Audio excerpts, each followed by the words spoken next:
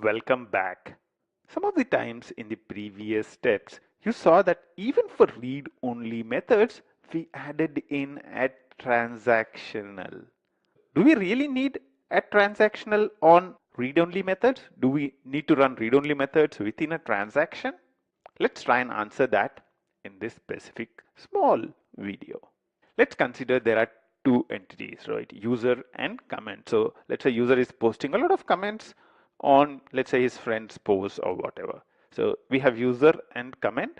So a single user can post multiple comments. However, a single comment is always associated with single user. So it's like a user, I'm trying to get the comments.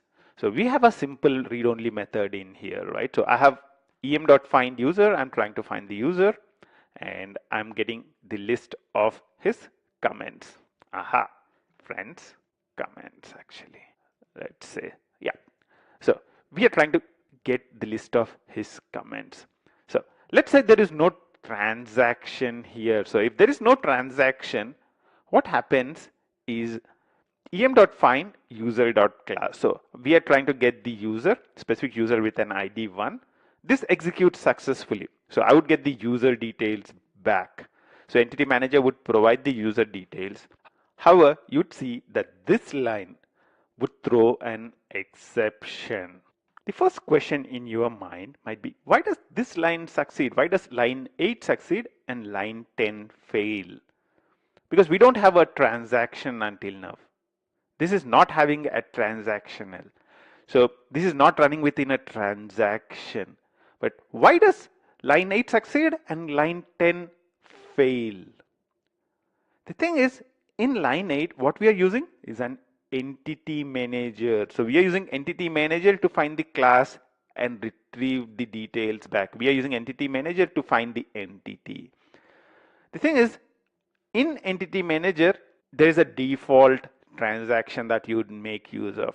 But the thing is, this transaction would end as soon as the find method is executed. So transaction, if you don't provide a transaction, so over here I'm not providing a transaction. So there is a default transaction which is made use of by the entity manager, but the transaction ends as soon as the find method executes. So as soon as the user details are retrieved, the transaction ends. However, if you look at this line of code, are we making use of the entity manager? Nope. So there is nothing here to provide us a transaction. However, what we want to do here is when I do user.get comments, we would need to fire a query to the database to retrieve the comments.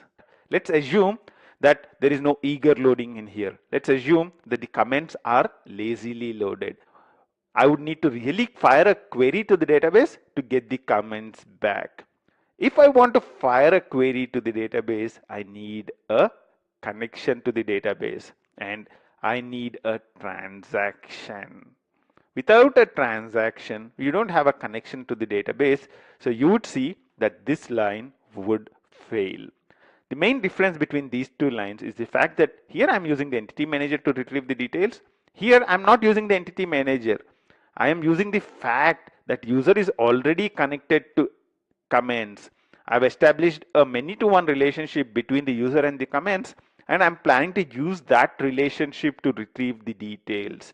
And if I'm trying to use the relationships to get the details, then it should already be within an existing transaction. And that's what we do by putting an add transactional.